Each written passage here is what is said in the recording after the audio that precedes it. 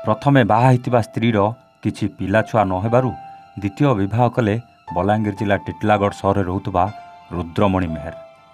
हेले स्वामी द्वितीय विवाह करिबार किछि दिन परे प्रथम पत्नीर आखि खराब हो गला। तांको प्रति अणदेखा आ अवहेला जोगु संपूर्ण भावे दृष्टिशक्ति हरई बसिले प्रथम पत्नी। आउ एपटे द्वितीय पत्नी को नहीं बेस खुशी मजारे मस्ती करिबारे लागितिले स्वामी। एमितिकी द्वितीय पत्नीर दुईटी छुआ मध्य जन्म है। स्वामी द्वितीय पत्नी आ छुआ को नहीं बेस हस खुशी थिला बेले सेपटे प्रथम पत्नी दुख कष्टरे घर भितर रोउथला बेले केतेबेले दुई मुठा खाइबाकू देउथिले तो केतेबेले भोक उपास रहिबाकू पड़ुथला। ता सहित समस्ते मिसी देउथिले अकथनीय अत्याचार। हाँ आज्ञा, द्वितीय विवाह करिबा परे अंधुणी स्त्री को पर करदेला स्वामी। 20 वर्ष हम रोग शज्यारे निर्यातनार शिकार होतबा अभियोग आनिले प्रथम पत्नी। मोर बाघर परे आज को मासे नुहे कि 2 मास नुहे 20 वर्ष हम मोर आखि हरईदेली। मते किछि देखा जाएनी। मु अंध एई कोठरी रे एकुटिया बंदी भावे मते रखी निर्यातना दिया जाउछि। से तार स्त्री और 2 पुओ झियो सह आराम रे अछि। बंद कोठरी रे दीर्घ वर्ष धरी बंदी भावे जीवन बीतेबाकू बाध्य होई पड़छि। मु जेते चेष्टा कले भी एही ताला बंद कोठरीरू पदाकू बाहरी पारुनी। करिबी कौन? आपण माने दया करंतु। एमिति किछि कही दुख जंत्रणा जर्जरित दृष्टिशक्ति हराइथिबा असहाय महिला कांदी कांदी आम कैमरा आगरे नेहुरा होई चलथिला। एभली एक हृदय विदार घटना बलांगीर जिला टिटलागढ़ सहर रे देखिबाकू मिलिथिला।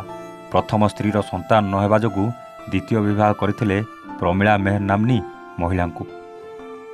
द्वितीय स्त्री प्रमिला 2टी संतान, गोटे पुओ गोटे झियो मध्य अछि। एपटे स्वामी द्वितीय पत्नी और छुआ पिला नहीं खुशी रोथुआ बेले गत 20 वर्ष तले प्रथम पत्नीकर आखि नष्ट हो जाइतिला। से अंध होई रहिथिया बेले तांको एक कोठरी रे एकुटिया छाड़ी दिया जाई केतेबेले केमिति भात मुठाई रे जीवन बिताइबाकू बाध्य होई बंद कोठरीरू पदाकू आसी पारु नथिले। खरा वर्षा शीत काकर रे दिन काटिबा सह स्वामी तथा आर स्त्री पिला तांको नाना प्रकार निर्यातना दे आसुवा अभियोग करछन्ति। टिटलागढ़ सहर सेंटानी स्कूल निकटस्थ एक गृह रे बंदी भावे निजर प्रथम स्त्री जयंती मेहर को रखी निर्यातना देवा स्वेच्छासेवी संस्था जीवेदयार सभापति श्रीकांत साहू जानिबाकू पाइबा परे पुलिस को सूचना देथिबा सह तुरंत दृष्टांतमूलक कार्यानुष्ठान ग्रहण सह उद्धार करी उक्त दृष्टिहीन महिला को चिकित्सा सह स्थायी थैतान कार्यानुष्ठान दाबी करछन्ति। एने टिटलागढ़ पुलिस को सूचना देथिबा बेले टिटलागढ़ पुलिस उक्त घटनास्थल को पहुंची तदंत आरंभ करिछि। ए घटना अत्यंत संवेदनशील होइथिबा दृष्टिरू टिटलागढ़ पुलिस तरफरू किछि सूचना दिया जाउनथिबा बेले अभियोग भित्तिरे पुलिस परिवार स्वामी रुद्रमणि मेहर और तांको पुओ को थाना को डाकी नहीं किछि समय परे घर को पठाई देथिले। एने तदंत आरंभ बदल रे पुलिस एभली संवेदनशील घटना रे उक्त महिला को डाक्तरखाना न नेबा तथा थाना अधिकारी को मोबाइल फोन रे जोगाजोग सत्वे फोन जाणीशुणी न उठेबा चर्चार विषय पलटिछि। उक्त रोगाक्रांत महिला को एकुटिया छाड़ी 4 दिन धरी पूरा परिवार एक विवाह उत्सव को चली जाइथिबा जणा पड़िथिला। एने प्रशासन पक्षर कार्यानुष्ठान ग्रहण करिबा बदल रे नीरव रहिबा टिटलागढ़ उपजिलापाल निकट रे अभियोग होइछि। देखिबाकू बाकी रहिला केबे ए असहाय महिला को न्याय मिलुछि। जापन खाई पी के वर्तमान भलो छन भल दुखे सुखे किछि ती 5 बरस ला इटा भरा आइछि न रास्ता नि छानबार हे रोड के जीवा के जेते जोर आनु मूड आनु जे पिटले जे मारले जे जहां कोले पिटु छे आपन को तो के नै पिटवार केबे मते आपन स्वामी आपन को पिटु तन के पिटु तन आपन को तार सानली पिटु छे से पिटु छे तार पो पिटु छे तार जी पिटु छे चारटा लो आपन ए काना चाहू छन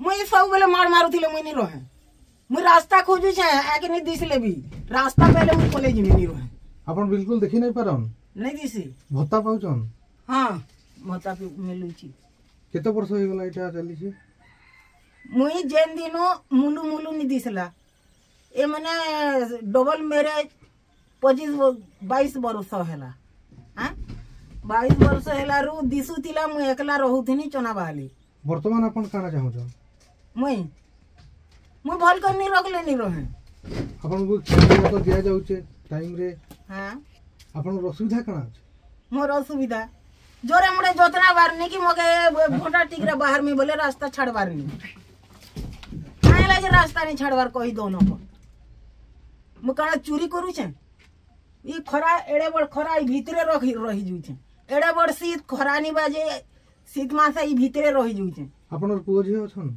नहीं न पोजी थिले ई आरो एते अवस्था हेते हम